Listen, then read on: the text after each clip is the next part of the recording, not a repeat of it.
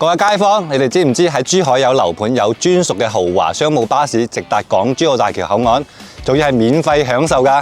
而家就帶大家體驗下華發保利天和貼心嘅天和港珠專享巴士服務，採用豪華商務巴士由天和營銷中心門口出發，每日舒適往返，直達港珠澳大橋珠海口岸。首先，我哋打開運和家小程序，揾到業主港珠直通車頁面。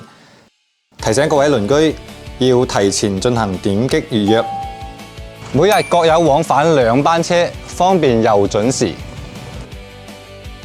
早晨啊，黃生，我幫你攞個箱啊！唔該，靚仔，每次見到你都咁熱心。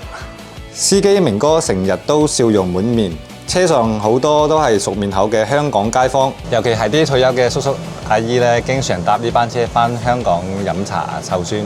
一上車即刻感受到豪華舒適感，車上冷氣清新，座椅闊落，行車寧靜平穩。沿途仲會見到金灣情侶路、紅鶴大橋，啱好同鄰居傾下偈，識多幾位新朋友，一路有講有笑。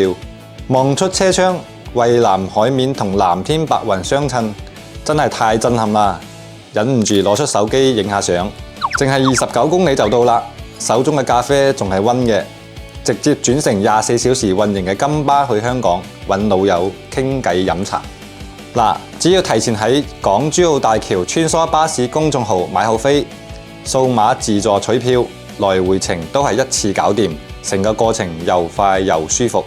返程搭港珠直通車都好簡單㗎，喺運和家小程序提前預約，落車後沿指示行去指定上客區，唔難揾嘅。無論係返工定係陪屋企人，輕鬆實現朝早天和，夜晚香港嘅雙城生活。咁正又咁自在嘅 lifestyle，你心動未？快啲過嚟親身體驗啦！